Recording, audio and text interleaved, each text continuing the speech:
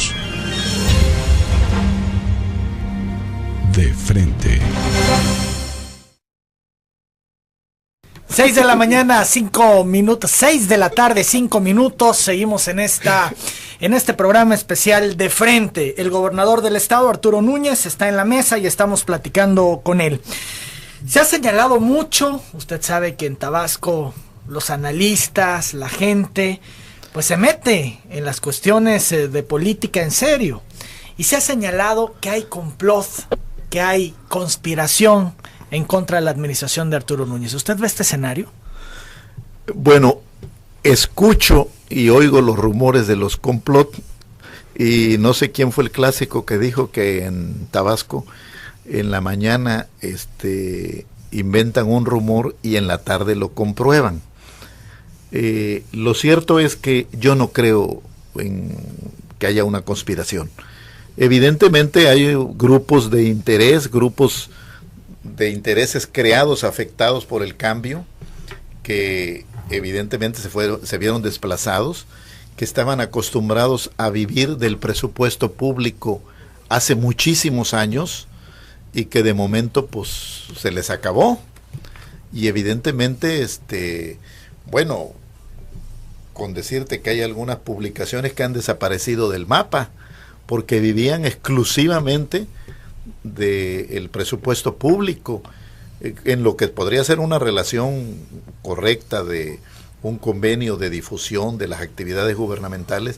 Era más que eso, porque además de eso se les pagaba la nómina con que se hacía el periódico, además de eso se tenía a personas trabajando en la nómina de la Secretaría de Educación, infinidad de irregularidades. Evidentemente toda esa gente afectada está siempre a la caza de cualquier error cierto o imputado, y autocríticamente yo debo asumir que no hemos sido capaces de comunicar lo que estamos haciendo, y es algo de las cosas que quiero revisar a profundidad. Lo he conversado con Lolita y lo vamos a hacer, pero si yo creyera los complot no podría gobernar, Manuel, porque diario hay uno, y las ligas, y fulano le dijo. La imaginación tropical es muy desbordada en algunas ocasiones. Acusan a Jesús Salí de querer desestabilizar su gobierno. Probablemente quiera, lo que no sé es qué capacidad tenga de lograrlo, porque por encima de todo pues está el aval que nos dieron los tabasqueños en las urnas, y que vamos a corresponder en plenitud conforme vayamos superando los problemas. Pero a veces es Alí, a veces es otro, fulano, sutano y perengano, que están en complot y le ponen fecha, y en tal fecha va a ocurrir esto. ¿Cómo es su relación etcétera con Jesús Salí? Tengo entendido, porque él lo revela, que hablaron, que se reunieron, que se puso a las órdenes cuando entró a Sedesol después del proceso electoral. Mantenemos una relación estrictamente institucional, ¿no?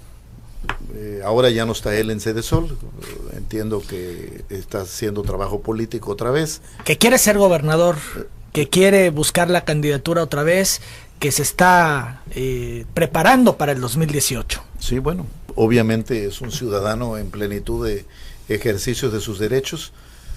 Ya veremos qué es lo que ocurre en el camino, ¿no?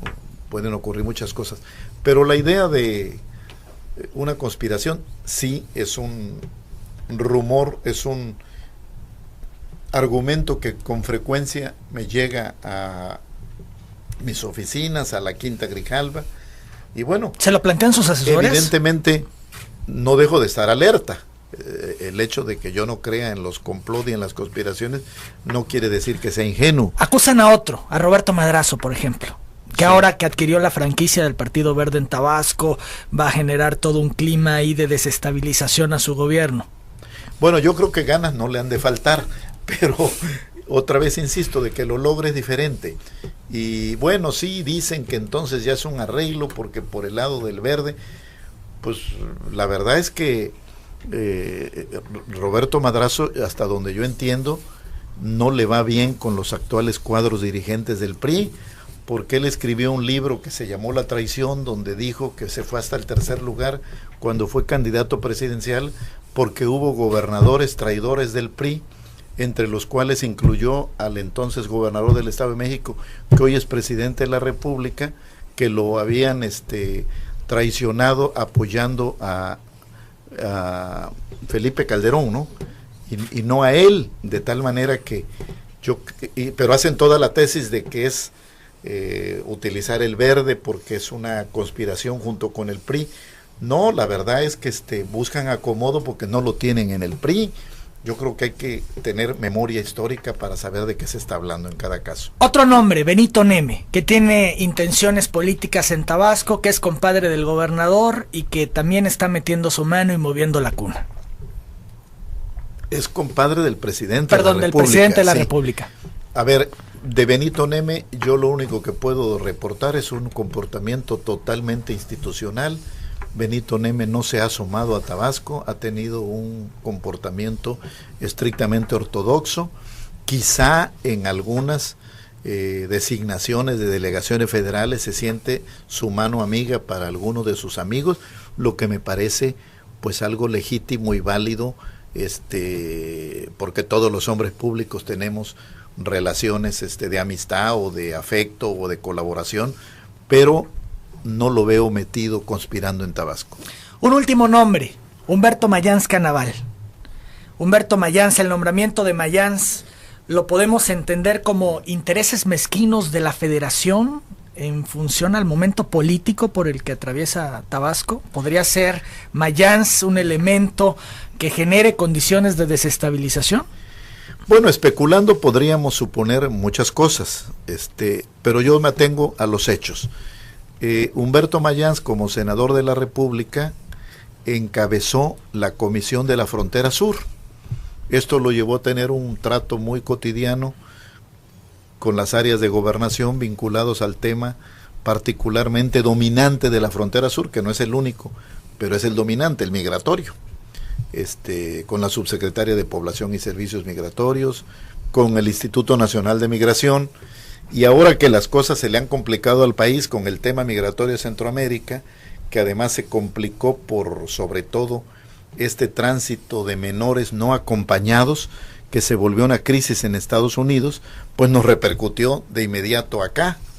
Y el gobierno federal, que ya traía conciencia, porque desde el año pasado fuimos convocados los gobernadores del sur-sureste a Tapachula, una reunión donde se nos anunció que habría un programa de la Frontera Sur.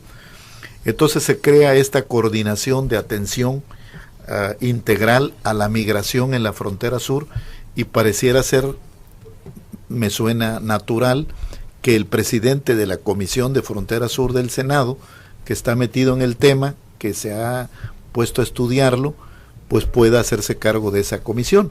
Obviamente tiene una tarea formidable porque se trata, uno, de coordinar a todo el gobierno federal, que yo he escuchado quejas particularmente de militares, de Defensa Nacional, de Marina, en reuniones internas del Gabinete de Seguridad, de que con mucha frecuencia en algunas partes de la frontera, la única presencia del Estado mexicano es la del Ejército o la de la Marina Armada de México, y no está presente el resto del Estado mexicano.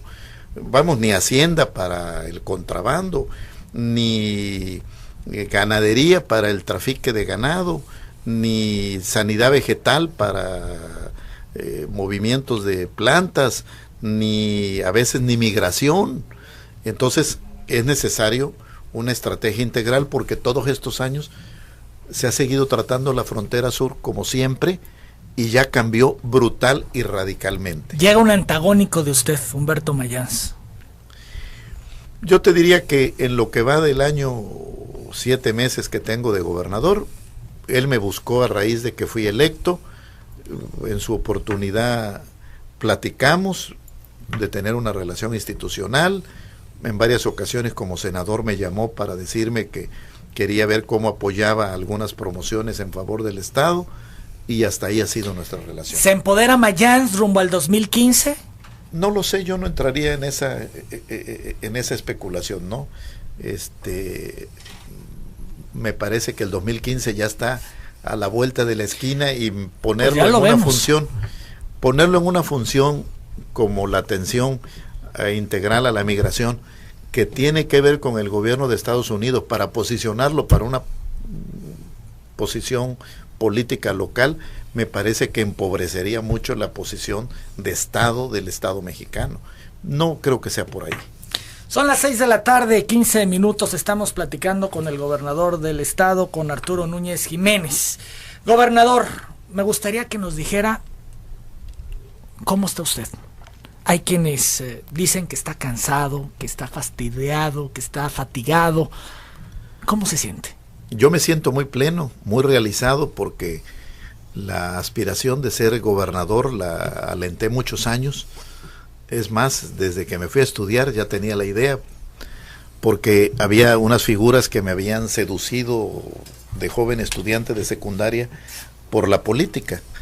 El entonces presidente López Mateos y el entonces gobernador Carlos Madrazo, dos figuras realmente muy atractivas de la vida pública de México, y busqué incorporarme a la política, aunque todavía traía algunas dudas respecto de vocaciones académicas que sobre la marcha fui dejando a un lado para dedicarme en plenitud a la política.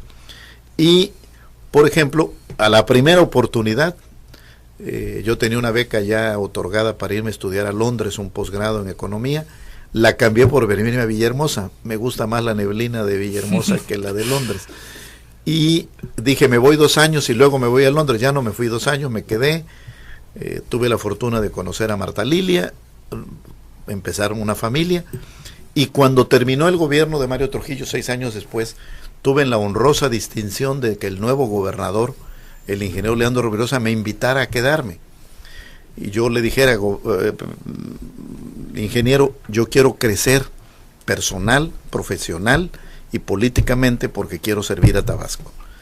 Y me fui a explorar, conforme a las circunstancias y los tiempos de aquel entonces, a la Ciudad de México. Empecé a prosperar en política ya y se me retrasó una y otra vez la posibilidad de venir a servir a Tabasco, pero nunca perdí la aspiración.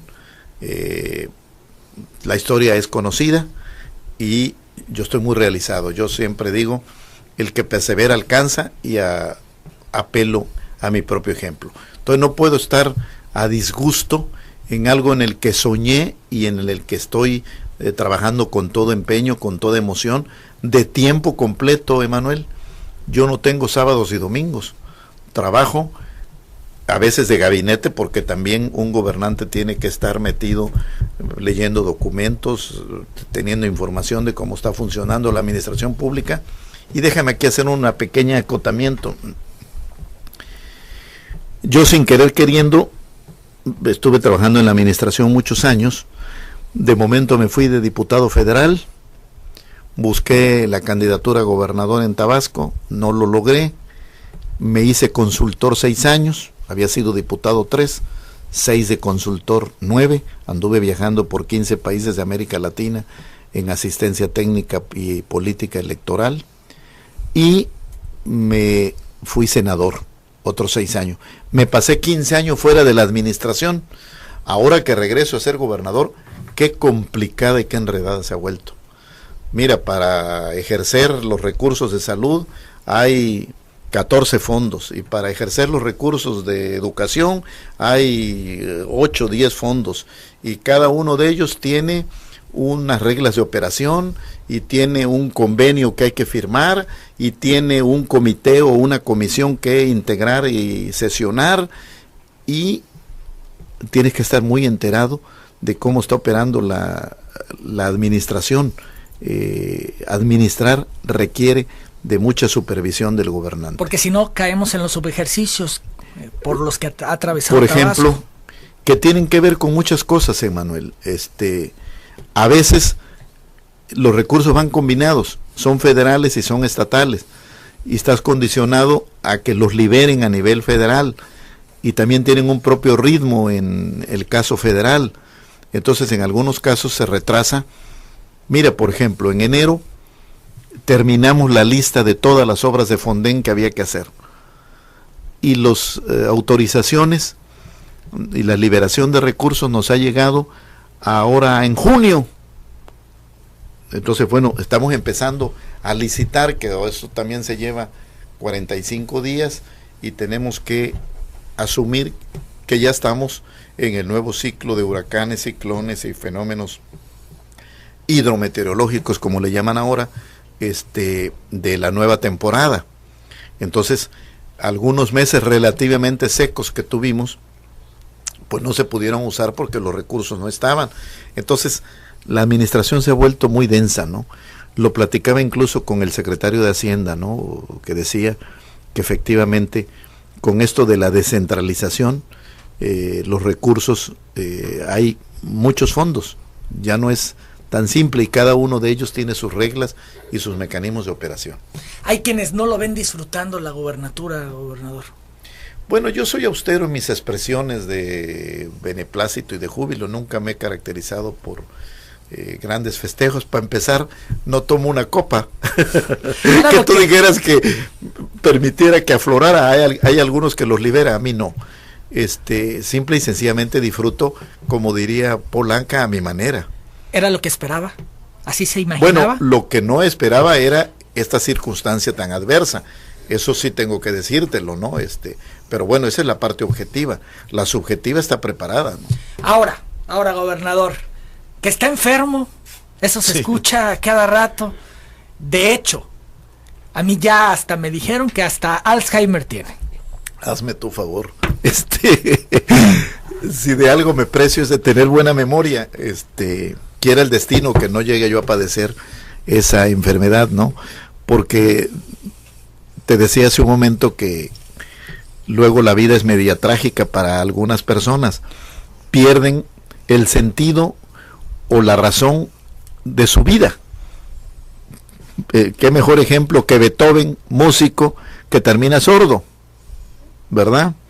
Qué mejor de los pintores que terminan ciegos, ¿no? O de los poetas que terminan sin poder hablar, ¿no? Evidentemente la vida luego es cobra de alguna manera lo que uno más usa. Yo pues algunos se quedan muy asombrados de mi memoria porque no digo discursos leídos, salvo casos excepcionales. Me dicen que improviso, no, pues a estas alturas de mi vida ya no improviso, no. Y obviamente desarrollo discursos oralmente y doy mucha información. Ahí podrán ver si tengo o no tengo memoria, ¿no? ¿Pero está enfermo? No, de ninguna manera. Afortunadamente tengo un organismo muy solidario con mis actividades, ¿no? ¿Cansado sí? Bueno, a ratos, porque te digo, no paro ni sábado ni domingo, ¿no? Sigo trabajando. Y así es, el gobernar en las complejidades de nuestro tiempo, en que todo es efímero, todo es muy rápido, todo es úsese y tírese, evidentemente hay un momento que te cansas, pero bueno. Se han comentado incluso fotografías que le han tomado tal vez en un pestañeo, en un cabeceo, que se queda de pronto dormido en algún evento, en alguna situación. No, absolutamente, eso lo rechazo categóricamente, que la muestren. Esto es parte de infamias, para decirlo de una manera, es decir, no pueden decir Arturo Núñez es corrupto, Arturo Núñez está haciendo esto, no pueden decir Arturo Núñez le está fallando a Tabasco, independientemente de que no tengamos todos los resultados que generaron las expectativas. Como no pueden decir estos elementos, pues entonces empiezan a inventar que si le dio un infarto, que si tiene Alzheimer, que si tiene cáncer, en fin, son infamias, porque hay quienes están acostumbrados a hacer así la política.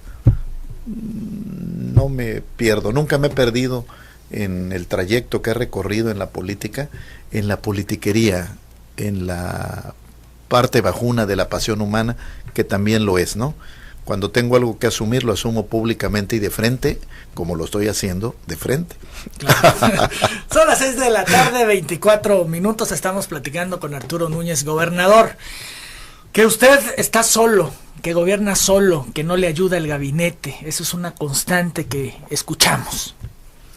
No, yo creo que tengo colaboradores muy eficaces y solidarios que están haciendo su mejor esfuerzo no necesariamente todos, también es cierto. Integrar un equipo, Emanuel, es algo complicado. Primero porque vas a poner a trabajar a gente que a lo mejor es muy buena en lo suyo, pero la vas a poner a trabajar con otras muchas gentes con las que nunca ha trabajado. Y ahí puede ver que haya o no haya química, que haya o no haya entendimientos, que haya o no haya coordinación horizontal o entendimiento con sus subalternos. Evidentemente hay temperamentos, caracteres diferentes, algunos se acomodan de maravilla, otros no. Y bueno, yo no les exijo, no lo podría hacer, que ninguno de mis colaboradores se haga amigo de sus compañeros de trabajo. Lo que sí exijo, y estoy dispuesto a hacer los ajustes necesarios, es que no en función de sus temperamentos y caracteres no se vayan a coordinar y esto vaya a afectar el funcionamiento gubernamental. A eso sí no tienen derecho. Tienen derecho a no ser amigos, nadie está obligado a ser amigo de nadie, pero sí a entenderse. Sin embargo, no ocurre, y ha trascendido más allá de su gobierno que el enfrentamiento entre secretarios es una realidad que se dan durísimo.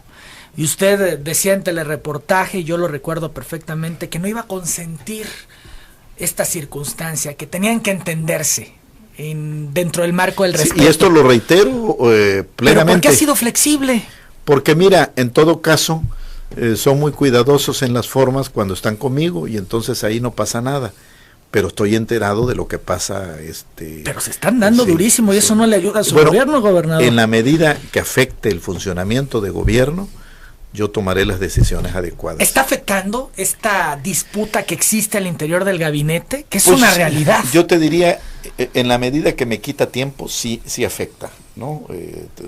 Un poco tener que estar atender asuntos domésticos, arbitrando y teniendo que dar mantenimiento emocional, ¿no? Eso lo pude hacer muchos años con mis amigos cuando disponía del tiempo. Ahora no tengo tiempo para. Pero lo tiene que hacer. De rato en rato sí. Y bueno, cuando es una divergencia de criterios, pues a mí me toca decidir, escuchar a las partes. Pero han habido discusiones y enfrentamientos. Uno me dice que sí y otro me dice que no, y yo tengo la responsabilidad de decidir si sí, si no, si quién sabe, o encontrar una solución diferente. Pero no es un gabinete unido, no están trabajando en equipo, gobernador. Bueno, yo no conozco en Tabasco un gabinete unido. A veces hablaban de los químicamente puros y de otro tipo, y de los de extraestatales y los locales, y siempre ha habido divisiones. No se puede en Tabasco tener un gabinete unido, trabajando, cohesionado, mira, tenemos sobre el mismo objetivo. Un individualismo muy acendrado, entonces a veces se dificulta el trabajar en equipo. No estamos adiestrados en mucho a trabajar en equipo. Hay otras. Yo tuve la oportunidad, fui secretario particular de un presidente nacional del PRI, de Adolfo Lugo Verduzco, y en aquel entonces conocí a todas las clases políticas priistas del país, y te puedo decir que de las 3 clases políticas más complicadas en sus interrelaciones personales serían la yucateca, la oaxaqueña y la tabasqueña. Manuel Ordóñez, en una autocrítica, señala que el gabinete le ha fallado al gobernador. ¿Coincide con Manuel Ordóñez? Si lo asume como autocrítica, lo asumo plenamente. Yo creo que hay quienes han fallado en el gabinete. ¿Él le ha fallado? Yo diría que hay algo de responsabilidad en cada quien para que logremos proyectar una mejor imagen de gobierno. Porque él en la autocrítica se incluye. Y conozco muy bien los argumentos de Manuel porque algunos me los platica directamente. Que el gabinete hace lo que quiere, que hay desobediencia, que no le hacen caso, gobernador.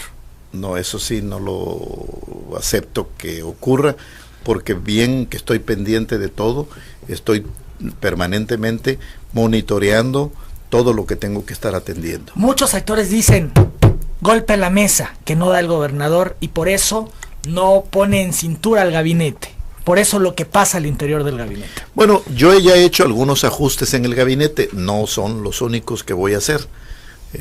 Haré los que sean necesarios, pero yo tengo el pulso de en qué momento hacerlo, ¿no? Tengo claro, por lo que usted nos decía al principio de esta conversación, que ya les dio la oportunidad a muchos estos 2 años. Es decir, yo ya cumplí mi compromiso.